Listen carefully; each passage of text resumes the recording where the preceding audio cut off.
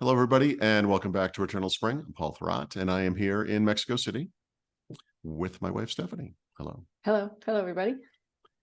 So we should have an update on the apartment soon. There's some things going on with the water, as always. So we hope to have more information on that in the next couple of days. Nothing's horribly wrong. It's no worse or no better than it was, I guess.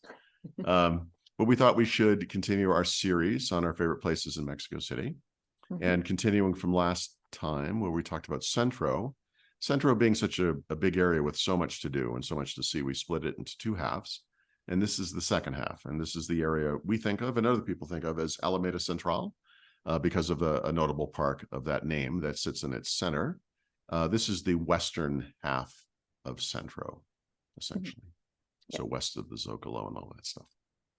So let's start with restaurants and bars. Yes, our favorite places. So let's start with one called La Azotea. It's a restaurant that is to the west of the park, right next to the park. So it's a rooftop restaurant. And so from the rooftop, you can overlook the park. So it's got really beautiful views. It's really pretty. It's actually the first place we ever ate in Mexico City. So that makes it a little bit special for us. It's got really good food. It's the place that we tried chapulines for the first time, which are little grasshoppers that were, they're okay. They're not terrible. They're not, I wouldn't seek them out, but I wouldn't, I wouldn't avoid them either. Things like arrachera and ceviche.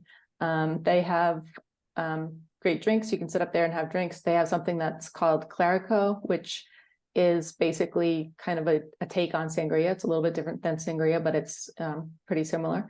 And then one thing you should know about this place is it is up several flights of stairs. So you may want to double check and make sure it's open, because we did climb all the way up all those stairs one time, only to discover that we were too early or something. Yeah, it's the perfect place to check whether you're acclimated to the altitude here. Yes. Because you probably will be winded by the time you get to the top. Yeah. The second place is within walking distance. It's less than a block away from there. That's the Hilton Reforma, which is, of course, an American hotel chain. We've stayed there many, many times. And it may seem like a strange thing to recommend, but it has a great bar, which is an interesting respite from Mexico, if you will. English is spoken. But the real thing is it's an actual American bar. So you can sit at the bar. They give you snacks for free. You watch sports on this gigantic TV. And this is something you don't really see that much in Mexico City. I mean, almost never. We have run into so many places where there is a bar, but no one sits at the bar. You sit away from the bar. This is an actual kind of normal, to my mind, American bar. The downside is that it's also American prices, but it's kind of a comfort thing. If you've been a little overwhelmed after a few days or weeks or whatever in Mexico and need a little break, it's a neat place. And for us, it's also kind of a special place. We know people there, right? Who we visit, and we still go back there to visit these people. So it's just a neat place to get away from it all in a way, and spend a couple hours and feel like you're back home almost. Yep. Take a little break from trying to speak Spanish and know that everybody there, you have to speak English to work there, at least forward-facing people. The people we've talked to there are incredibly fluent, very, very natural. Yep. Right. Yep. Next on the list is a place called Terraza Cha Cha Chá, another rooftop restaurant. We are fans of rooftop restaurants and bars. It overlooks the Monumento a la Revolución, which is the monument to the Revolution. So it's got a really beautiful view of the monument there. It's upscale Mexican food. There's quite a bit of seafood on the menu, lots of different meat options. They also have craft cocktails, so that's kind of, if you want to just go up and have a drink, it's a nice place to do that. It's a little bit pricey. It's, most places that have a nice view tend to have elevated prices, but it's in a nice area. It's a nice place to stop. Yeah, it's a beautiful place with a beautiful view. Really nice. And we'll talk about the monument in a bit. Next up is, and pray for me on this one, Café El Cordobes o El Chavalete. Chavalete. Chavalete. Oh, I know I was going to get that wrong. Okay, thank you. So we found this place on our first trip to Mexico City. We were out looking for breakfast. We almost skipped over it. It looks like a coffee shop, and it was completely full. And you could walk up and buy coffee on the outside and walk away with it if you wanted. We didn't want coffee, we wanted breakfast. But it turns out this is not just a coffee shop, although I guess it primarily is. There's a second floor as well, and it has outdoor seating on a very small balcony that goes around the corner of the building. It's very old-fashioned, the building. And the food there is fantastic. It's all breakfast food, I believe. That's all we've ever seen there. And this was the first time we've had huevos divorciados, which is where you have the red and the green chili on either side of the plate, which has become a favorite of ours, right, for breakfast. So we have gone back here repeatedly. We brought our kids here when they were both here last year. It's just a neat little, it's kind of a hole in the wall, really. Yeah. You can watch up from we love sitting out in the balcony. In fact, if we can't sit, we probably just skip it, but you could sit out in the balcony and watch, life go by, which is very interesting. It's a neat place. Yeah, it's a really cool place. Next up, we have Barrio Chino, which is Chinatown. It's 2-block area that's just south of Avenida Juarez and Alameda Central. Chinatown is exactly what you might imagine. It's exactly what sounds like. It's a small area. It's a couple blocks. It's I would say for a city the size of Mexico City, the Chinatown area is quite small. But it's a nice little walk through there just because it's got different architecture, lots of lanterns and, Asian inspired decor. It looks different. Kind of in a way similar to the Hilton. It's kind of another place where you can take a little break from Mexican food. The Hilton's more the language break. Here it's like, if you want to have some kind of food that's not Mexican food, you've got all your traditional, by traditional, I mean American traditional Chinese food. Right. So you can just walk up. It's a nice place to just walk up and down the street and choose a place, or it's a nice just to take the walk and not eat whatever you feel like doing. Yep. This was also randomly the location of a bizarre encounter where we ran into a man we had met as a waiter at Taqueria Alvaro Obregon, which is in the north part of Roma Norte, working at one of the Chinese restaurants we ate at, and we recognized each other. And it was this weird moment, like, what are you doing here? In a city the size of Mexico City, that's so unlikely, but that was kind of fun. Yeah. Yep. All right, pray for me again. We're moving on to grocery stores and markets, really markets, I guess. The Mercado de Artesanías La Ciudadela. This is the artisanal market. There are markets all over Mexico City, and this one's a little different. It's a city block sized indoor market. It's about 4 blocks south of Avenida Juarez, which is the southern border of the park and the road that the Hilton is on. And it is an artisanal market, right? So it's not the traditional food stands and little stands you would see elsewhere. It's handmade craft products, clothing, decorations, art. It's not the type of place I'm into at all, honestly. But lots of people who travel want to buy souvenirs, and this is a way better option than the tourist stalls you would see elsewhere. And we did actually buy something for our kids on the last trip, right? Yep. And we were there looking for things to put in the apartment, right? Because if you can tell, we have plain white walls here, and we would like to change that. So we bought a decorative skull on our last trip, and we'll go back again, I'm sure. Also, there's a little outdoor market right next to it. I guess it's just south of it, right on the edge of a park right next to it, which is, I think it's been there every time we've gone. Yeah, it might not be there every single day, but that's a little kitschier and a little more typical of the outdoor stuff that you would find in Mexico. So a little bit of everything right there on that block. And then we also have the Mercado de San Juan. This is more of the traditional type of market that you will find in Mexico City. Like near us in Roma Norte, we have Mercado Medellín. Which we don't go to Mercado de San Juan that often because we have a traditional market closer to us, and obviously you have to carry your stuff home. So, but it's got all the kind of food that you would expect, you know, fruits, vegetables, meat, seafood, eggs, you know, anything that you would buy kind of at a, you know, produce stand or farmer's market is in the market. There are restaurants there. So if you want to grab, you know, a relatively inexpensive meal, you can eat inside the market. And then there's little stores and stalls of like various kinds that are more for mostly the locals, like little hardware stores or electrical supply stores or cleaning products or whatever, just kind of a little bit of everything. It's a nice place to walk through, even if you don't have any, you know, way to cook or need for these things. Just to see what's there. Yeah, and if you're staying in an Airbnb and you have a kitchen and you want to make something, it's a great place to pick up some things that you might want to eat. If you have the desire to eat a tarantula or perhaps get some hard alcohol of some kind with a weird insect in it, this is the place. So that's all there, if that's what you want. We found a neat little restaurant in there too that we've gone back a couple of times. So it's got a nice little sandwich shop. That was very good. Yep. And then for parks and walks, we have one place, and it's the place. It's Alameda Central. This is the park that this area is named after. It's huge. It runs from that first restaurant Stephanie mentioned, La Azotea, to Bellas Artes, excuse me.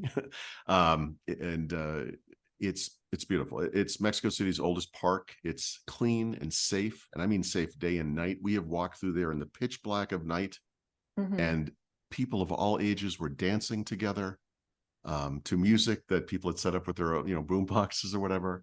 And I don't mean loud, annoying, terrible music. I just like, it was very sweet. Like, it was really nice. Grandparents, you know, beautiful strolling paths, fountains with kids and dogs playing in the water, you know, statues and monuments. I think there's a Beethoven statue in there right next to Bellas Artes, if I'm not mistaken. Yeah, right. People come here to eat. You know, they can spread out on the grass or sit on the benches. They come here to make out, just to walk. Obviously, they're street performers. We've run into the same comedian twice, and he called me out of a crowd one time, which I was not too happy about. And the East End kind of abuts up at Bellas Artes, right, which we will get to in a moment. Yep. Yeah, before we get to that, another site to see is called the Monumento a la Revolución, which we talked about earlier with the restaurants. This is a famous monument. It's at the far west end of this area. And as you might guess, it was built to commemorate the Mexican Revolution. There's a museum underneath it, and then there's an observation deck up on the top with really pretty views of the city. It's a little daunting to get to the observation deck. There's an elevator that goes up partway that doesn't look like looks a little, it goes on a curve a little bit. It seems like it's okay. It's okay. And then there are like these kind of angled stairways that you take to get up to the top. So just be prepared for that. I wouldn't say, I'll skip it, but it can be scary.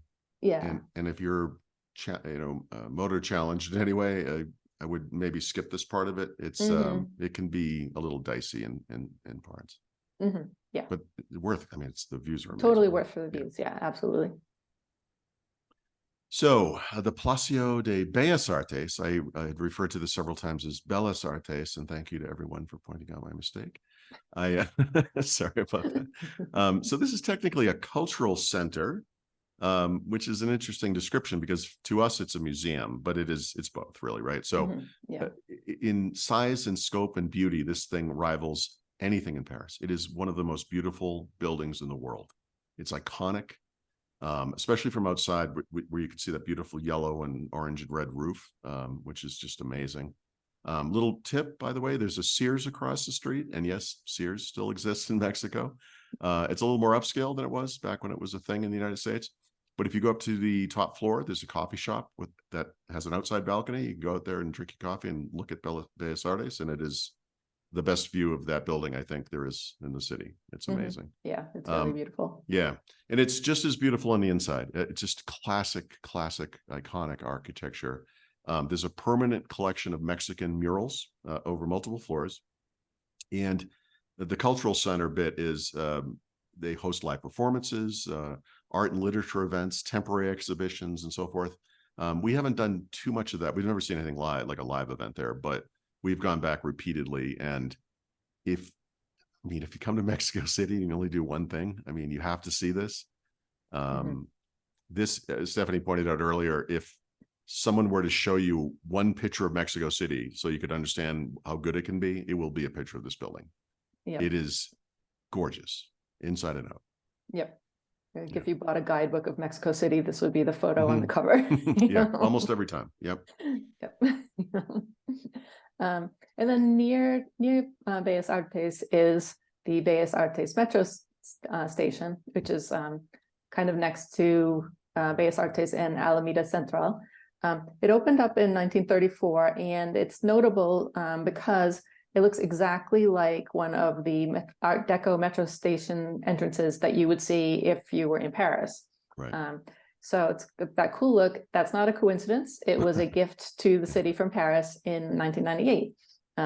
So, while you're in the area, it's a nice place to just walk over and take a couple photos, even if you don't need to get on the metro. And last year we happened to be there at the time that they were doing a really cool Day of the Dead themed photo shoot or fashion shoot outside of it. So that was kind of fun. Yeah, I was happy to discover it was a gift from Paris because it's very clearly, if it wasn't a gift, it would be a huge ripoff. Yeah, it very clearly is a Paris metro entrance, Art Deco decoration. Yeah. And then finally for shopping, there's an outdoor market at Plaza called Plaza de la Solaridad. This is a small, flat little plaza area across from the Hilton Reforma that also corners onto Alameda Central. There's a really neat statue right in the middle of it. And there are benches, and you can say, you buy food, bring it over there and eat it outside. It's nice for that. But Thursday through Sunday, rather, there's a large outdoor market here. And they have it's everything. It's amazing. Food is amazing. This is the first time we had elote, which is the corn on the cob and a stick, and they put mayonnaise and shredded cheese, I guess, on it. And so probably some chili powder. Esquites as well, which is kind of the the version I would eat where you just cut it off the corn cob and don't have the cob. Drink stands with coconut. You can get a coconut with a straw in it, right, and have the coconut milk. And then vendors selling all kinds of things, shirts, artwork. There's a nostalgia shop in there. It's kind of cool, and it's because it's Mexican nostalgia. So, which is interesting on yet another level. And this is a neat place if you want to buy a souvenir for whatever reason. And then there's no way to know the schedule of this, but every once in a while, and we've actually run into this multiple times, there's a larger kind of add-on market under tents that runs along the side of the park between this plaza and the park. And we have twice seen it. Twice it was books of all kinds, comic books, hardcover books, books of all kinds. And then the last time we went, it was an artisanal goods market, similar to the artisanal market, right? Obviously. Right, and then also something we had seen down in Centro, where at one time the entire Centro, in Zocalo, the entire Zocalo was filled with these types of artisanal markets, and they were from all around the country. And so it's just always, if you're in this area, just swing by here and just check. See what's because there. You never know. Yeah, between that plaza and the park, sometimes there's this special thing that occurs, and we've seen it at least 3 times, so it's fairly common. Yeah, definitely. So that is it for Alameda Central. This area. Yeah, we spent a lot of time there because we stayed at the Hilton, and we go back again and again. Bellas Artes, the park, Bellas Artes, every time. I'm gonna have a hard time getting that one into my brain. But the park, Hilton, the Azotea. Yeah, and I do think it's common for people to visit from Centro to go as far as Bellas Artes, but I think that's kind of the end of the line for a lot of the descriptions of the tourist sites, and there's all these other kind of cool things to see just a little bit further away. Yeah, short walk. I mean, the walk from you would stop and look at things, but the walk from Bellas Artes to La Azotea, that far into the park, is maybe 5 to 10 minutes. 10 minutes, let's call it. 10. Right. And then the monument to the Revolution is maybe another 10 past that. Yeah, 10, 15, something like that. So it's not a huge area. It's like everything else in Mexico City, very walkable. Yep. Yeah, don't ignore it. There's a lot of neat stuff there. Yeah, it's a cool place. All right. Well, we will be back soon with another video. Hopefully a water update, apartment update. We'll see. If not, we have more favorite places videos to do. So one way or another, we're here now. We'll be here for 3 weeks. Yeah. And we will see. So Yeah. thank you for watching. Bye.